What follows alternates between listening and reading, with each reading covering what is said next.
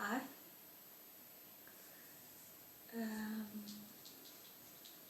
I thought I film a bit of a recap since we're basically moving towards the end of September, and I haven't filmed except the clips, making sure that the video for Women in Translation Month could be wrapped up. And I was going to say a lot has happened, but that's making it way too big, because it has been good mostly. Like I said in that video, I have started working, and yeah, it has been pretty good. It has been very, very different. I think I described before, but I used to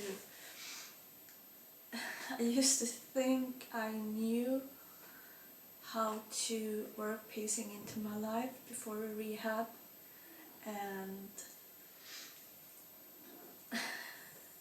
learning about it here, I basically discovered that I was so wrong, so wrong, and that I was basically doing the whole crash cycle because of work and overextending myself. And not only that, but I was stressing so much about it. I realized, going back, I used to rush going there just so I could be early and be 15 minutes early, instead of what I do now, which is walk slowly to the bus, walk slowly to the next, when I had to change transport, etc.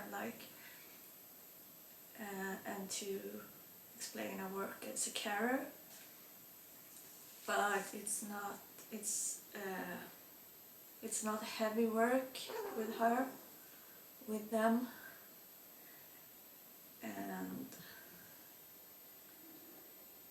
it means that it was possible even when I was ill. It was just how I did it. It meant it was like every time they called me, I was rushing, basically jumping out of the couch if we were at their house, and why? Because I didn't think I was stressed, but I had the stress level despite it, because I don't know why. It doesn't make any sense. And I guess I should say that my doctor there, he didn't think it was what's it called in English? I'm trying to think now. Exhaustion from work. He thought that my fatigue, my very severe fatigue, was because of a complication from the many diagnoses I had. I still think it's ME though. I mean, if you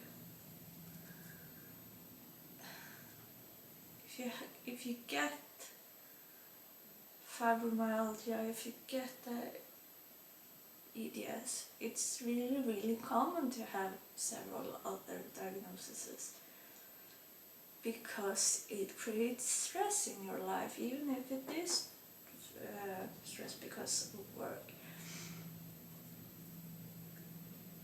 And because of the clinic that I was at, and because of the system that we have in Stockholm, we have only that one ME clinic that was the same as this one, but you had to get a special admission to get there, which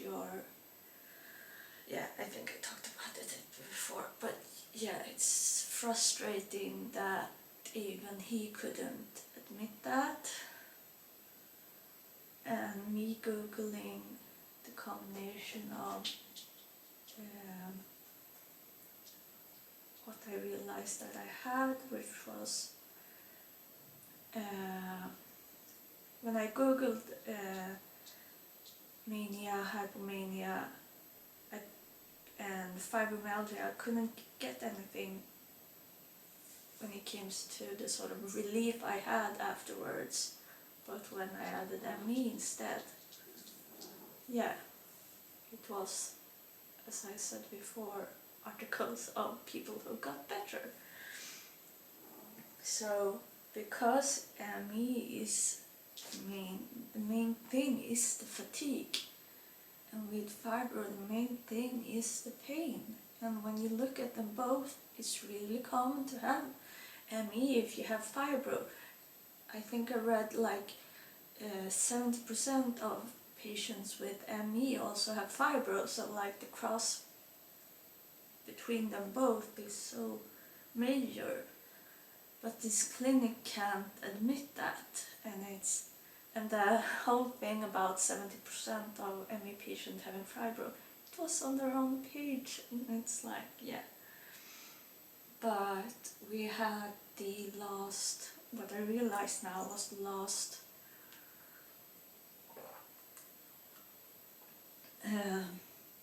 checking with the group and the physio and the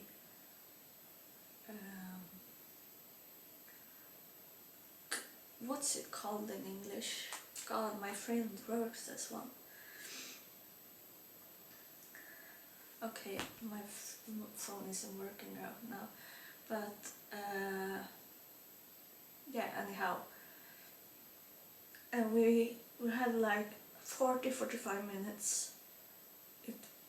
We were maybe 6 of us in the group, and the things they brought up, yeah, the physio, etc., were just basically like, oh, we remember when we talked about this, remember when we talked about this, and then we were to mention some things, and it was very obvious that most of the people were in the same position as they were in the past, and like I could have said that that would happen because they didn't really, some people really didn't believe in the, not believe, but give themselves into the treatment plan. Like for me, I was so relieved to finally get something that was a special treatment for what I had, that I was so motivated. And that's the thing, when I have gotten treatment in the past, I'm so relieved that I finally get it.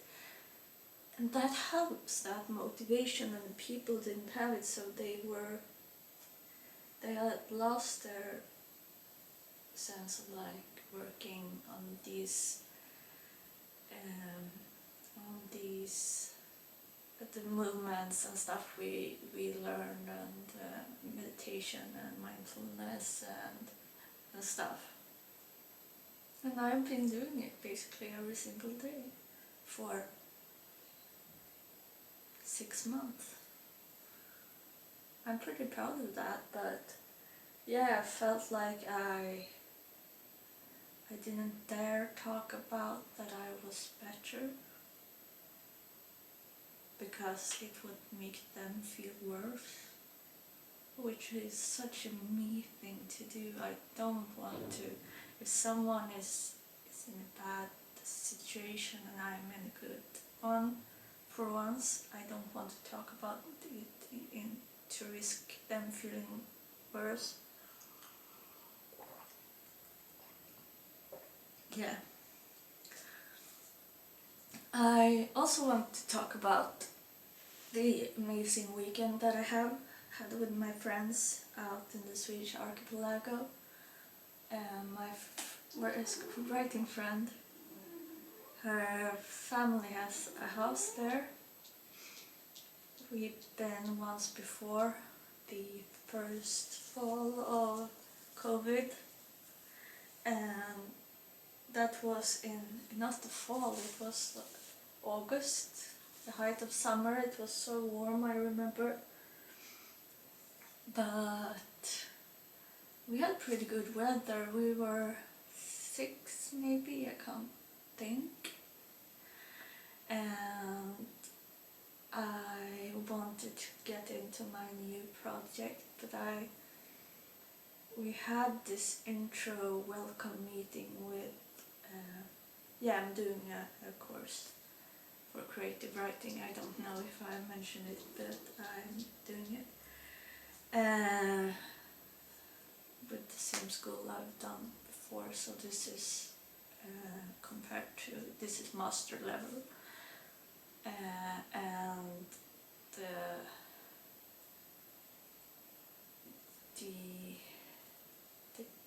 person doing our group, handling our group, he's a very famous Swedish author in his 70s, and he's very conservative, was what I realized very clearly in that meeting, and that just doesn't vibe with me. I like my experimental, provocative writing, and so I was talking to them like how trying to find that fire in me to make sure that my frustrating with him being that makes my writing be as good as it can and as provocative as it can to provoke him. That's basically how my brain works. But anyway, what I was going to say was that I'm writing my new project. I talked about it some, I think, but as it's taking place in the 1879 about a young woman suffering with, I can't remember the diagnosis, but I mentioned it, and her main symptom is severe fatigue. So that is, from my own experiences, and I've been having such difficulties getting into her. I mean, I started brainstorming so much at the end of my hypomanic episode, so I got a lot of ideas down, and I think the first paragraph down, which is always like so important for me to get the first paragraph down, the title of the project, and understanding of my main character. But the last thing has been so difficult because of writing such a historic project. Like, can I do that? Can I do that? And I've been thinking, I can't. It's not possible. I'm not. I feel such a wall towards her. I can't get into her despite it's me who's trying to create her, essentially. And I know that many authors talk about how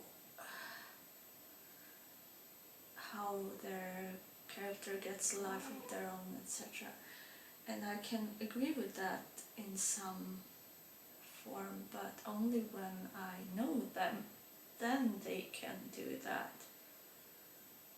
And I don't agree with that as a real thing, because that's basically your inspiration and your flow and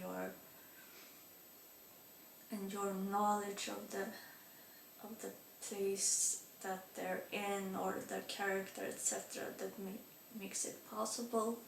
It's not some higher... sorry. that's not relevant. You can have your religious beliefs just as long as I don't have to have them. But anyway, I wanted to try and write when I was there. And anyway, I wanted to try and write when I was there, and I basically had 2.5 days there. The first day I was traveling by buses and the tube and stuff for almost 4 hours, so I was expected to be like falling into bed when I got there, but they asked me if I wanted to take the boat out in the water, like a small motorboat, and I was like, yes, I want to get into nature and like soak it all in. And it was amazing, like, yeah, just to feel, not think. And I saw an eagle and it was gorgeous, and I loved being in and around water. And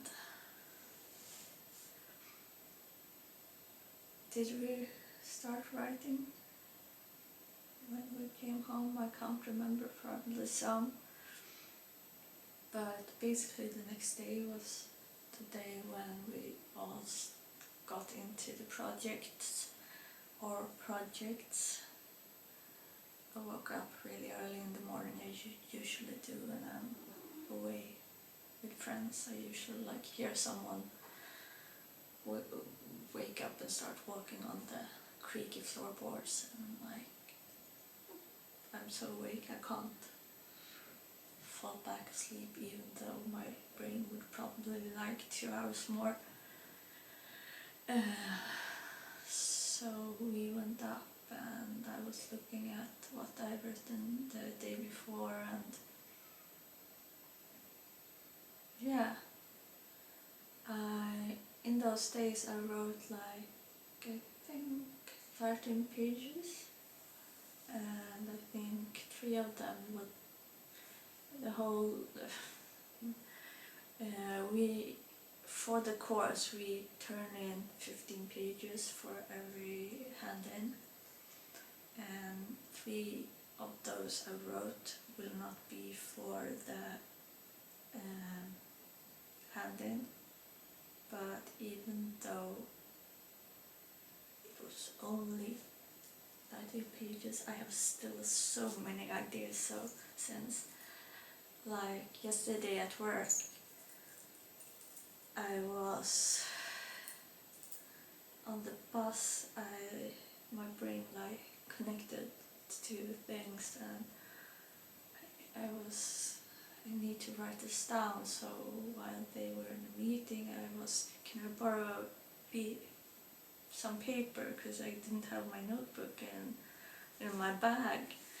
So while they were in a meeting, I was like, I need to get everything down, and it was some sort of cross-pollination between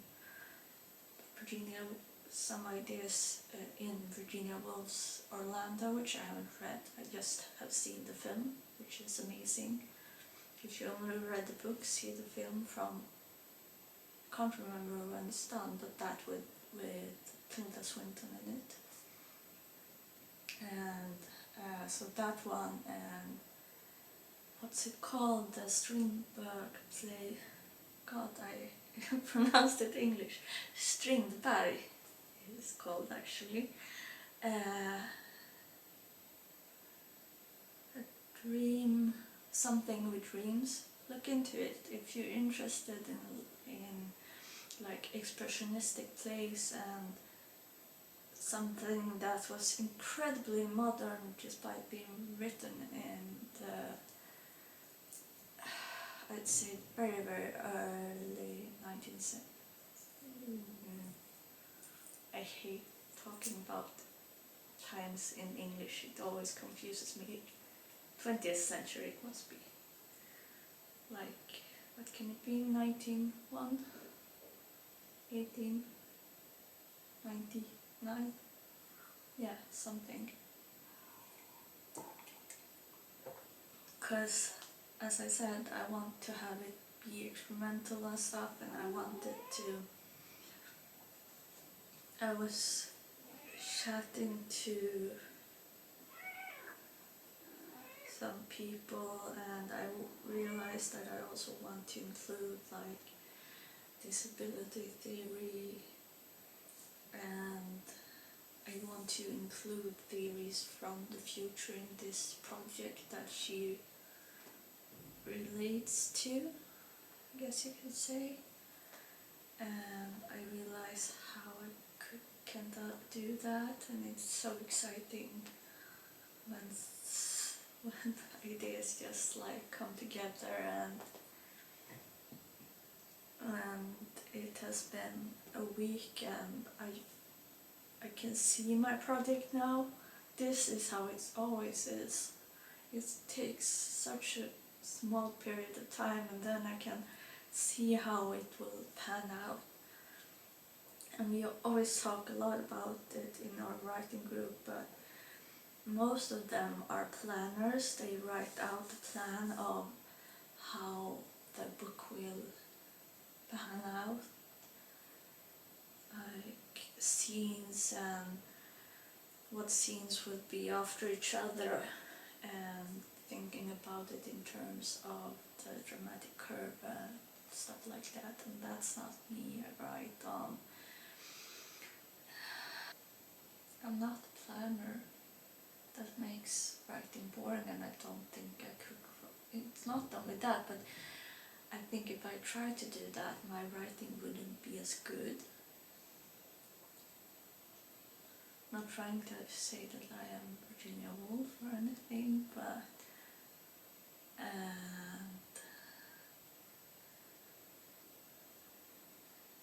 yeah, I want to write on inspiration and figure the project out while I'm writing on it.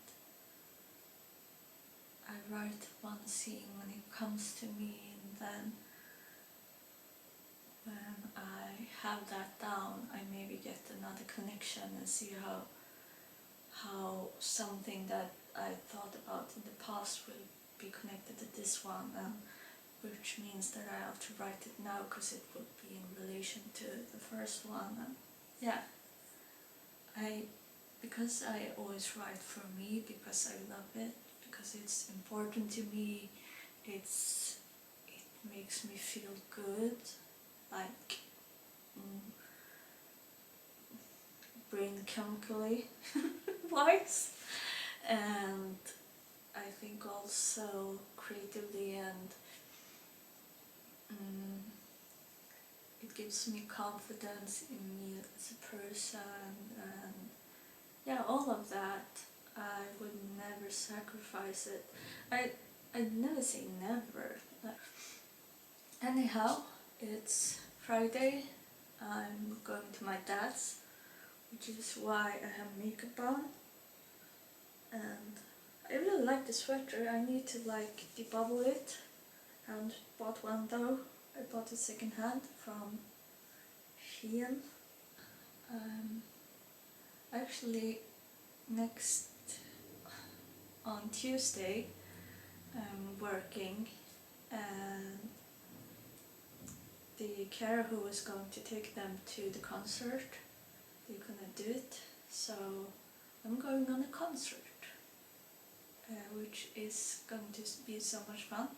It's Billy Bragg, who I actually really like. I like his music, and I like his political ideas. So that will be fun, and I realized that a band I love is actually going to come to Sweden in spring, one day before my birthday. The band is Idols, the English punk band. I saw them in Copenhagen, Christiania,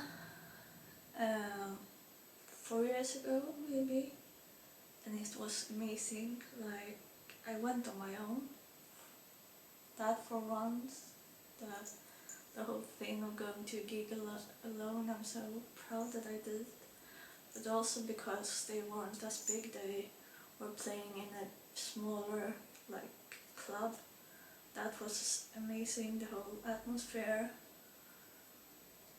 Yeah, anyhow, I'm going to go now. Hi, it's... God, now I'm confused. It's Thursday. Yeah, definitely.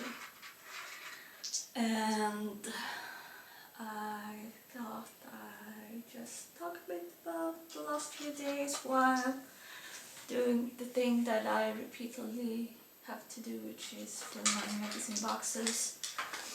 I finally got some money and I could get all my medications, which always, well, I have had them, but I have been so fatigued for the last week that I haven't been bothering to fill them or take them properly, which is not great. I've been missing some doses. So, and also I'm missing some medicine boxes as well. One I lost while I was on that mini writing holiday thing with my friends, together with my what's they're called, I can't remember, the supports for my joints, my knees and ankles. That's also great. So, but that was just like, I always, when you have a great time, and so I haven't had them for a while, which is not great. Because I know that they help, but I also talked about this, how I think that they help for my fibro pain with the compression. So yeah, but now I'm doing it, now I'm remembering.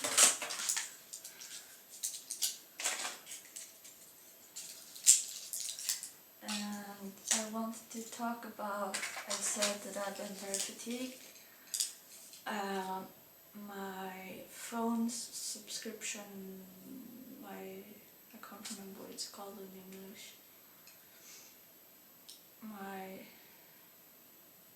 thing that makes me able to call people and have internet on my phone stopped working, and they were going to fix it. So it ended up not working for like 5 days, and it was frustrating, and I couldn't call my family, and it made me worry a lot, because I saw them on the first day of it. And then I was like, yeah, I call you once it starts working, and I thought it'd be 2 days. And it wasn't. And then when you can't call someone, I started worrying that something would happen, something bad. Because I guess my anxiety has started to spiral a bit. So I'm very happy that I have my appointment with the affective disorders team in 2 weeks now. So I can't wait for that. I'm just hoping that it won't take too much time with what I assume will be a proper diagnosis process for the bipolar 2. I talked about it before, but with the material they gave me and like wanted me to answer a lot of okay, so I have, my brain isn't doing words today apparently.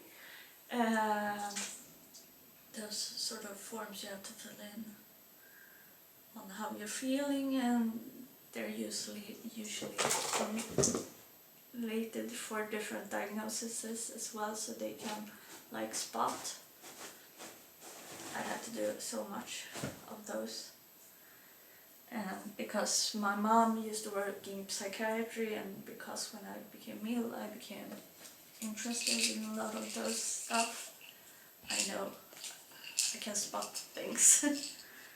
But yeah, I'm hoping to get some management for my anxiety. But I want to give some tips, podcast tips, because I was actually listening to 2 quite good podcasts this weekend. Oh god, my tea.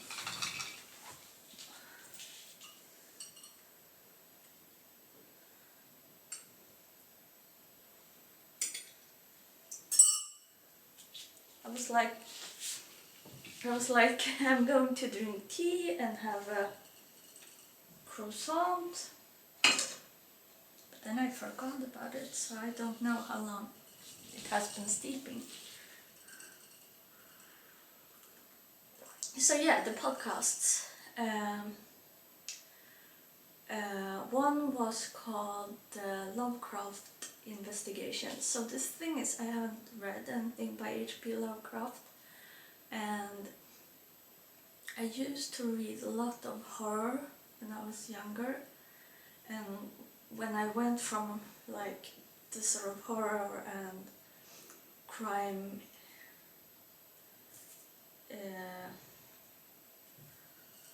crimey books to like the sort of more books I read today, I went that through classics. So I read Frankenstein, and I read Dr. Jekyll and Mr. Hyde, and Dorian Gray's, The Picture of Dorian Gray's. I love that one, as well as Frankenstein, obviously. But and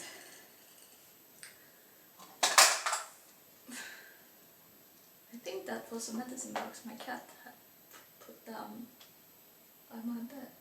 Okay. Keep focus. And I read a lot of like Stephen King and stuff as well.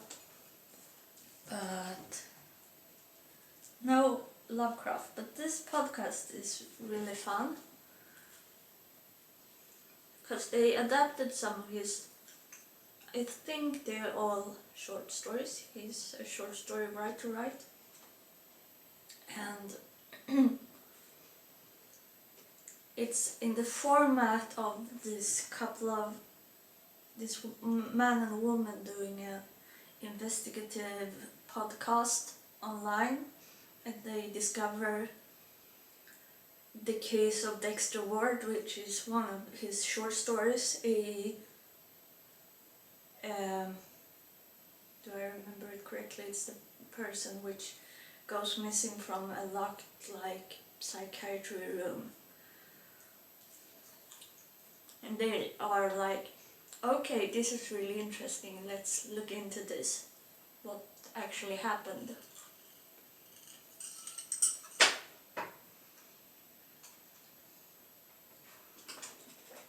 And they go on to interview people and discover the sort of weirder stuff. And I love the person who is this historian in sort of not paranormal but folklore and myths, and they have her on as an expert to give advice and information. And yeah, they have adapted 3 of his short stories, The Case of Dexter Ward and 2 others. I'm doing the last episodes of the 3rd one now, because I've been binging them, literally. And I would say I loved them until very recently, because I'm sort of a bit tired of conspiracy theory stuff, because of personal reasons, and I don't want to go into speed. I'm a bit sensitive to that. But like, if you are interested in it, it's fine, as long as you're not bothering other people with it. But the thing is, they go into like this big thing, I'd say, in the first season, and then it got bigger and bigger in the second, and then everything started like coming together and connecting in the third, and yeah, I got that sort of vibe.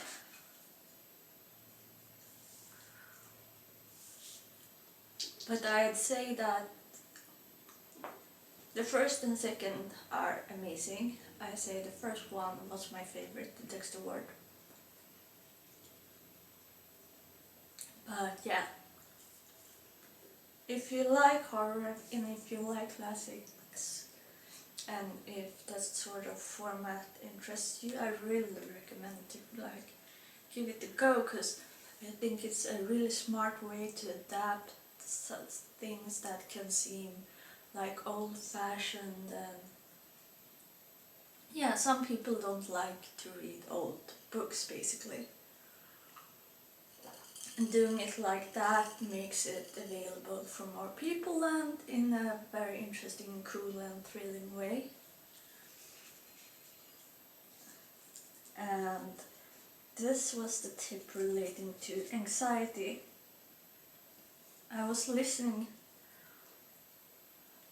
I discovered this podcast called The Sleepy Bookshelf, and they read out these. I only know 2 of those they have done, but they have been like books for children. It was Alice in Wonderland and Winnie the Pooh. I know they did The House of Usher for Halloween, the Edgar Allan Poe short story, which like I would never listen to that before bed, because the thing was, when I was young, I was such a horror fan. Like I said, I started watching horror movies when I was 13 maybe, and I was not bothered at all. I just find it thrilling, and the whole thing of that. But then, I don't know, maybe how old I was I 20 something, 25, can't remember. But suddenly I was like, this scares me, I can't watch it alone, I can't watch it in the evening before bed when it starts to get dark. So in my writing group we have had horror evenings, which I loved. We saw The Witch, for example. That's a great one. But can't do it alone.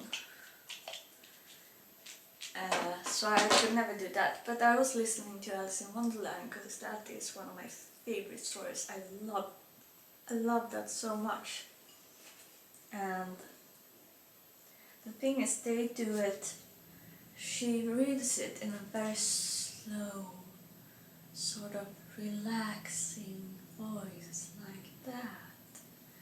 And to that, in the background, there's this like meditational music that really helped me calm my anxiety before bed, and also on some days make me sleepy. So that was amazing. But yeah, can recommend those 2. They are for different days, I should say, though, or different part of the days. So that was over the weekend, and then on Monday I was working during I had a morning shift, and it was pretty slow. And then we took a walk to get some medication for the person I was working with, and we took like a wheelchair taxi there and walked home. And it was too fast, and I was going slower by them, and they didn't like, and they like started going slower but then went faster again, and like repeatedly, and then basically I did too much. I walked too fast despite that. and I could feel it.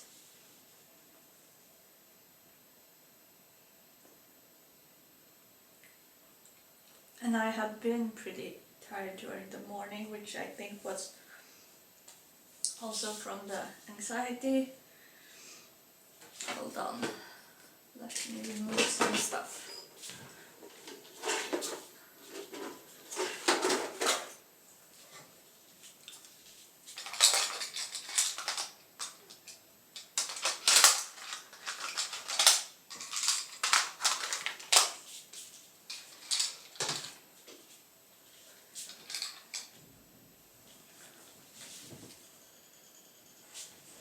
And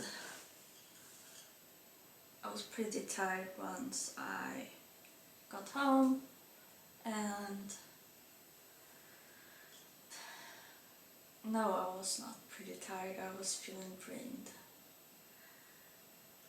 And I was like, am I going to go to sleep now? Because I was basically home 6:30, which felt a little late, and I was like, God, am I going to do cooking? How is this going to be possible?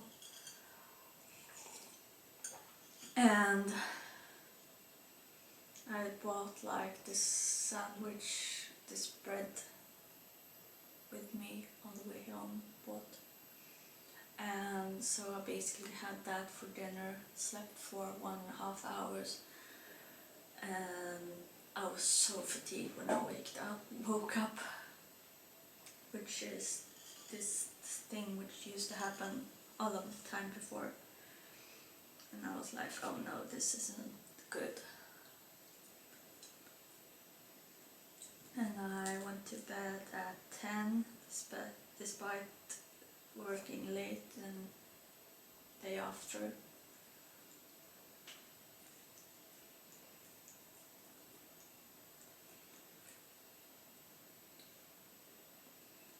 And the thing was that surprised me, I was actually pretty okay the next day. I was feeling, yeah, pretty normal, back to how I was feeling before. The fatigue wasn't there like this big fog over me. My body wasn't that heavy. My mind wasn't feeling hazy or like 10 steps behind me. But then I knew I had to work and go to the concert today in the evening. And I was told that there were going to be like a share. I was going to get to maybe share with another person. And I was like, yeah, that's fine.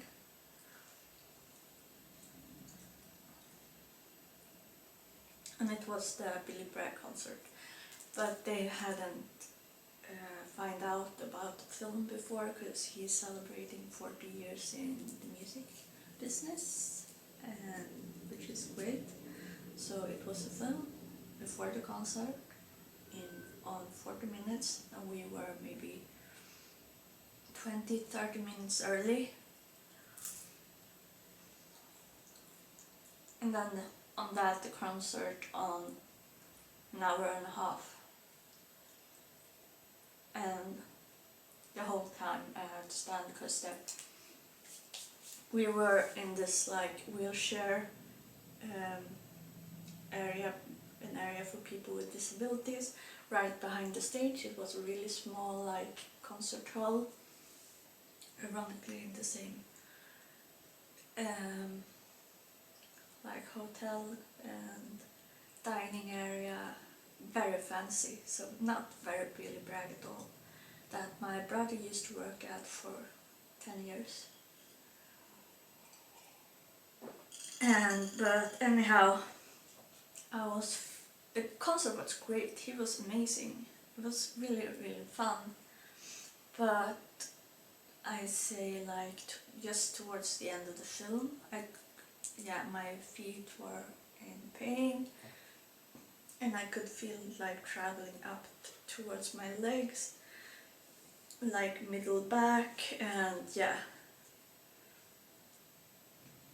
Going further and further into the concert, my feet were getting worse and worse in terms of pain. And yeah, if you have chronic pain, you know you can suffer through it.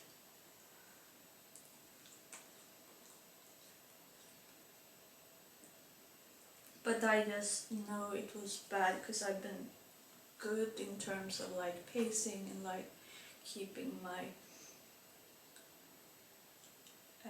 not doing too much, and this was going too much, like here, my level was here.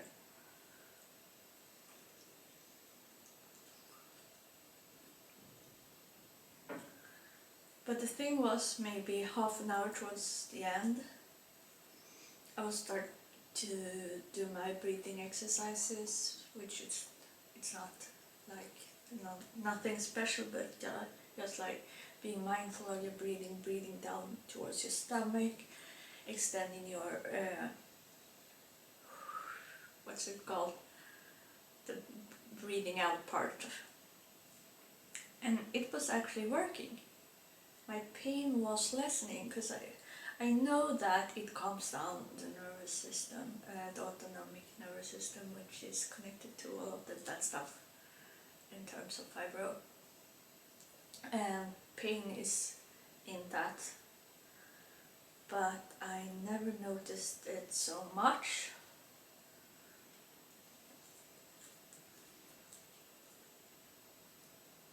But yeah. And I came home around 1, which is like so bad for my sleeping regimen, and I was like limping for the last part. And that's the thing, besides gabapentin, I don't have anything other to help my pain, and I've been postponing going to the doctor and ask for something that can help me on those days. And I didn't want to before I had the diagnosis, because those days were all of the time, and yeah, I wanted something that could actually help me, not just manage.